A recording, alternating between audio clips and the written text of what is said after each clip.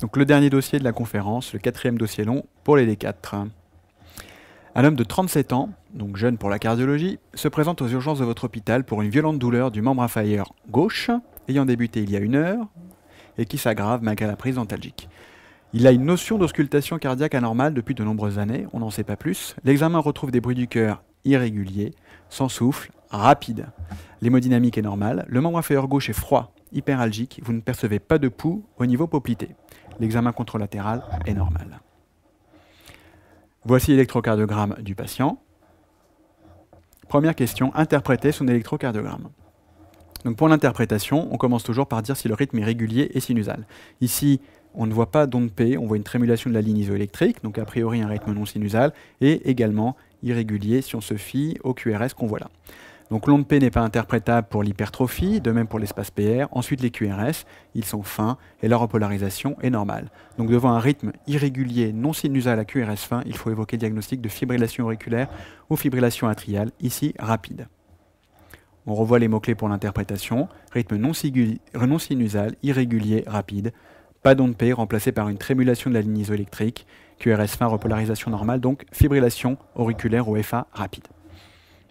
Donc chez ce patient, suspecte d'une ischémie de membre secondaire. Quel est votre diagnostic clinique précis?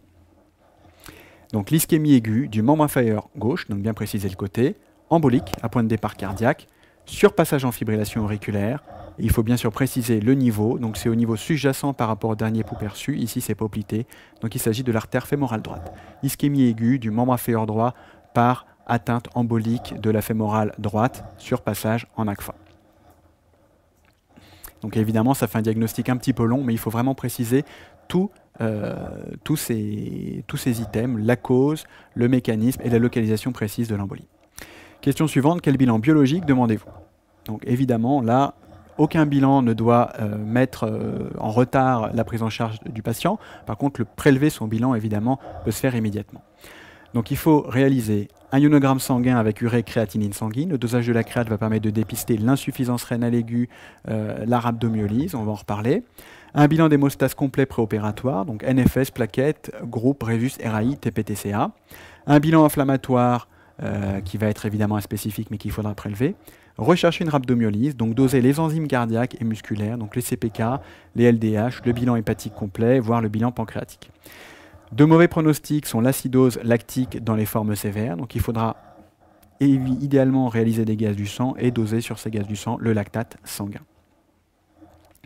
Quel traitement déboutez-vous aux urgences pour ce patient? Donc il s'agit évidemment d'une urgence thérapeutique, le diagnostic est fait par l'examen clinique. Donc le patient doit être hospitalisé le plus rapidement possible en réanimation chirurgicale. Le chirurgien vasculaire ou le médecin radiovasculaire d'astreinte et l'anesthésie sont prévenus. Le patient est laissé à jeun. On réalise le bilan biologique.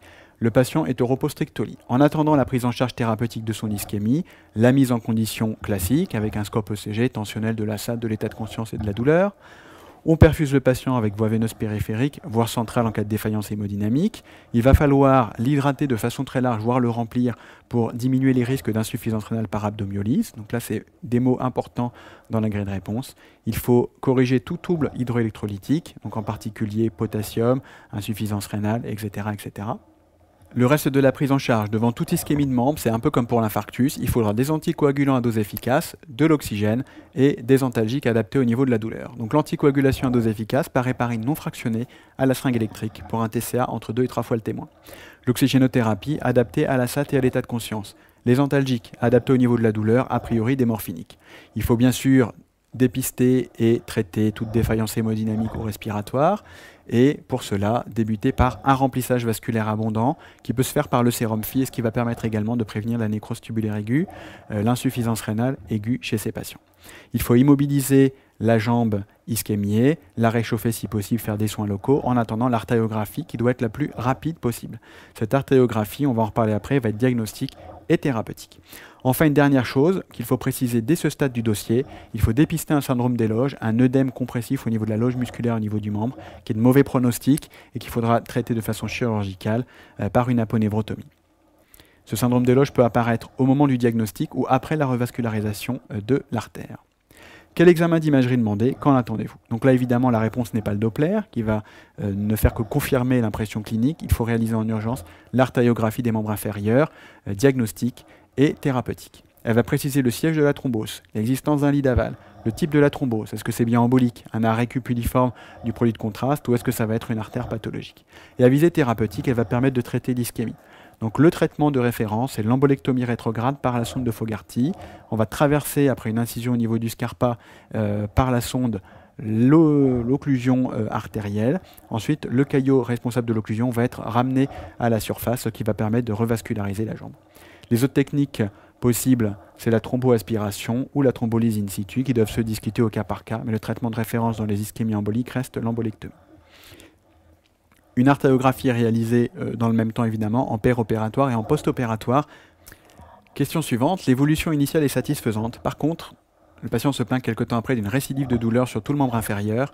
À l'examen, tension musculaire importante, pouls perçu, mais œdème important de la jambe. Quel est le diagnostic le plus probable? Donc, comme on l'a vu tout à l'heure, il faut suspecter, en l'absence de récidive ischémique, ici c'est le cas puisqu'on a tous les pouls, un syndrome des loges. Donc le syndrome de loge peut apparaître précocement au départ de l'ischémie, mais peut apparaître secondairement après la revascularisation. Donc il s'agit d'une augmentation de la perméabilité vasculaire, ce qui va provoquer un œdème au niveau du muscle de la jambe, de la cuisse ou du mollet. Et comme l'aponévrose musculaire est inextensible à partir d'un certain degré, le seul traitement sera évidemment la chirurgie de décompression. Donc, quel traitement proposer? Justement la chirurgie de décompression, qui est une chirurgie orthopédique et qu'on appelle l'aponévrotomie de décharge, toujours accompagnée d'un traitement antalgique adapté, évidemment. Plus précoce est cette chirurgie d'aponévrotomie et meilleure se fera la fermeture cutanée. L'évolution est par la suite correcte. Par contre, on note l'absence de diurèse depuis que le patient est hospitalisé. Quel est le premier diagnostic à suspecter? Donc, chez ce patient ayant une ischémie aiguë du membre inférieur, ayant eu une artériographie avec injection de produit de contraste iodé, en cas d'anurie, il faut suspecter évidemment une insuffisance rénale aiguë. Cette insuffisance rénale aiguë, la première cause à suspecter est la nécrose tubulaire aiguë. Les facteurs favorisants sont l'ischémie, la reperfusion, avec précipitation au niveau des tubules rénaux de protéines musculaires, et également aggravée par l'injection de produits de contraste. Alors, quels peuvent en être les traitements? Donc simplement, évidemment, sans entrer dans les détails, la première partie du traitement, c'est l'hydratation parentérale large. C'est un traitement préventif et curatif. En cas d'échec de cette, on va dire, d'hyperhydratation, il faudra provoquer une diurèse forcée en ajoutant à ce remplissage des grosses doses de diurétique de l'ensemble intraveineux pour relancer la fonction des reins. En cas d'échec, le dernier traitement est évidemment l'épuration extra-rénale, la dialyse. Et normalement, le délai de récupération est de 15 jours à 3 semaines avant de reprendre une diurèse spontanée. Dernière question. Ayant retrouvé la notion d'angine répétée dans l'enfance non traitée, avec à la radiologie des signes de dilatation de l'oreillette gauche, quel diagnostic de valvulopathie suspectez-vous? Donc là, évidemment, on est à la limite du programme de l'internat, mais c'est tout ce qu'il faut savoir sur cette maladie. En cas de rhumatisme articulaire, de dilatation de l'oreillette et de bruit anormal à l'auscultation, il faut suspecter un rétrécissement mitral, rhumatismal, a priori serré, mais ça c'est seule l'échographie qui pourra le dire. Le rétrécissement mitral, donc l'obstacle au remplissage du ventricule gauche par une valve mitrale rhumatismale qui va provoquer en réponse une énorme dilatation de l'oreillette qui est prothrombotique. On va voir à présent quelques images de causes et de conséquences d'embolie au niveau des membres inférieurs, d'ischémie au niveau des membres inférieurs. Ici, la première cause, qui est une cause rare et qui peut donner des ischémies des membres inférieurs, c'est l'anévrisme de l'aorte abdo. On a ici le scanner d'un patient avec un anévrisme de l'aorte abdo, qui ici est énorme et thrombotique. Il y a toujours une thrombose dans les anévrismes de l'aorte abdo qui peuvent emboliser au niveau des iliaques, des fémorales, des poplitées, de façon bilatérale. Une autre cause possible, l'anévrisme de l'aorte thoracique. Donc là, c'est en général chez les patients qui ont des maladies du tissu élastique, avec ici un élargissement important du médiastin. Ici, on a d'autres examens pour l'anévrisme de l'aorte. On a vu tout à l'heure le scanner. Ici, il s'agit d'une angio-IRM. Donc on a ici une perte du parallélisme des bords au niveau de l'aorte abdominale, par exemple, avec un anévrisme aorto-biiliaque. Ici, c'est un scanner où on retrouve la volumineuse dilatation de l'aorte au même endroit, qu'il va donc falloir opérer a priori. Pour l'aorte thoracique, on revient sur notre anévrisme vu précédemment. On peut également réaliser un scanner montrant ici une dilatation importante du sinus de Valsalva avec en bas la vue chirurgicale du même patient. La sténose mitrale, donc qui n'est plus au programme de l'internat, mais les seules choses à savoir, c'est que la cause habituelle est rhumatismale, qu'elle donne un défaut d'ouverture de la valve mitrale en diastole, donc il peut y avoir une insuffisance cardiaque diastolique à fonction systolique préservée, une dilatation secondaire de l'oreillette gauche, des passages en arythmie cardiaque fréquents et donc des ischémies, avec a priori point de départ cardiaque et thrombose intra-auriculaire gauche. Les autres causes classiques d'ischémie aiguë du membre à point de départ cardiaque embolique sont les masses intracardiaques, donc ici une masse appendue à la paroi de l'oreillette gauche sous la mitrale, donc un myxome de l'oreillette.